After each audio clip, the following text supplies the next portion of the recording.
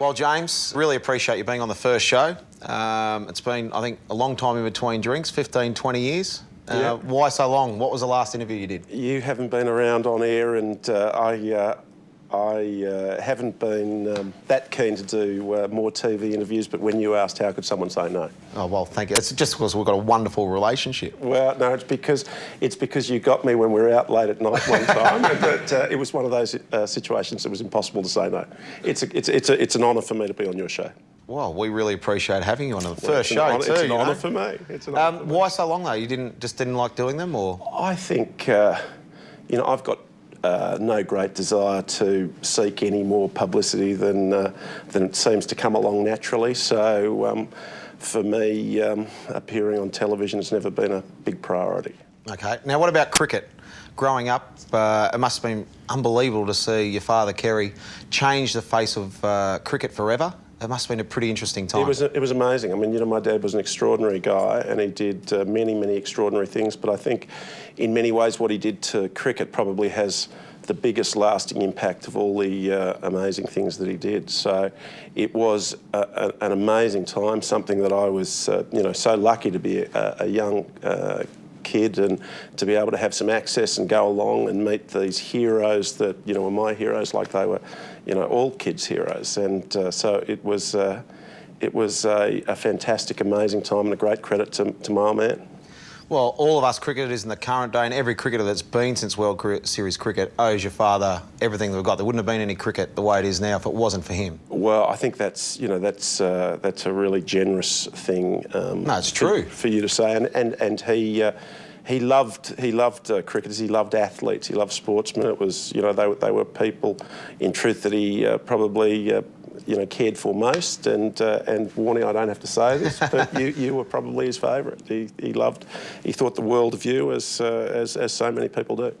No, I appreciate that. Now, there's a lot of legends and rumours about when you were did you go in the nets? Did you face one of the first ever bowling machines? No. Because you were an opening batsman. No, I was a bad opening batsman, and you promised not to talk about this, but I was a bad opening batsman, and so I got to face some bowling machines and things like that, but never faced any of the good guys in the nets. Okay, so always dreamed about facing you, Warnie. Well, you'd smack me for sure. The Zooter, I reckon I could have handled the Zooter. Not sure about the Zinger. But the Zooter, I reckon I was all right for the Zooter. Yeah, you might have handled that one all right. I reckon the wrong and you would have easy, because I never bowled that one much. Exactly right. So you'd never be looking for it like some would. Yeah, exactly. What was the difference between the mystery ball, the Zooter, and the Zinger? Nothing. They all went straight, but I just had different names for them. It's a different new ball. summers, different exactly summers. Right. It was a bit like same dog, different leg action, but... Okay, well, also, we'll stay on the child a little bit longer. Once you finished school, there was no university, straight up to the Northern Territory, Jackaroo, is that right? Yeah. That must have been interesting. It was a fascinating time. I was so lucky to have done it. Dad sort of said to me that I had, which was true, an incredibly privileged, lucky upbringing. So for a period of time, he wanted me to do something a bit harder. So it was between a salt mine. At one stage, he was going to send me to a salt mine, but he ended up. I think I got lucky again. I got lucky again. So I went to the Northern Territory for a year, and it was Jackaroo, and it was a very special time. Fantastic, great part of the world.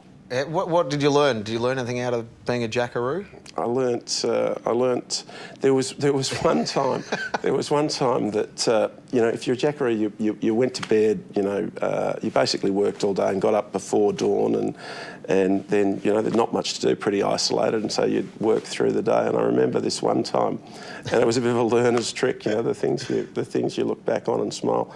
And so I went to bed, and then it seemed like a short sleep. So bell rings, and everyone gets up for breakfast. So I thought, oh gee whiz, that went quick that night. That was a quick sleep.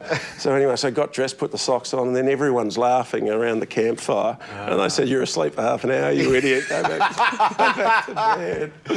So I learnt to check my watch before I got up in the morning. Very good, very good. Well, you talk about having a privileged childhood and being very lucky, but it also must have been tough at times too. Kerry must have been pretty hard on you at times. I think my dad was really conscious of. It is you know, the world doesn't owe anyone a living, or it doesn't owe anyone a favour. And I think my dad, you know, tried to instill in me, and I'm so glad that he did, the reality that the world doesn't owe you a living. And I am the luckiest guy in Australia to have been my father's son. And I think if you ever have a bad day, if I ever have a bad day, you know, it's very important to remember how lucky you are, and there are people out there having much worse days. There are people out there whose best days are worse than my worst days. So I think, you know, keeping things in perspective is really important. No, it's a good outlook. Do you miss your dad? Yeah, I do. I did. He was a larger than life character, and I have nothing but, you know, great thoughts about him and gratitude, and I thank him every day for being the father he was, and I really, well, you know, every son and father has ups and downs, but I think one of the great joys that I have in my life is that my father and I ended in the best spot we, you know, almost ever were, and I think that that's a huge blessing. And I think and that happened because, you know, he made sure it happened. So, you know, like everything, or like so many things in his life, you know, he dotted the I's and crossed the T's. Yeah, we all miss him, mate. I'm sure you more than everybody else. Thank But when you have that sort of life and upbringing and things like that, did you ever sit there and think, you know what, I wish I was just a plumber for a day, or I wish I could just drive a truck and deliver beds or deliver pizzas? To be honest, not a lot. I think you know, I'm so. A few times I say I wish I was you. I think that's who we all wish we were you, Warnie. We all wish we were you. I'm very happy. If I can't be you, I'm happy being me. Okay, very good. Now you've met Erica, married a lovely wife, Erica. You've got now Indigo and Jackson. Yep. Has it changed your outlook on business and life, having children? What's it like being a dad? Well, I think you've got your three, Brooke, Summer, and Jackson, and I think everyone who's lucky enough to have kids just knows that it does change everything. And I think you know, if you're having a bad day and you get home. In my case, my daughter's 27 months and my son's 9 months, and I get home and I see them smile, and it just is, it's everything.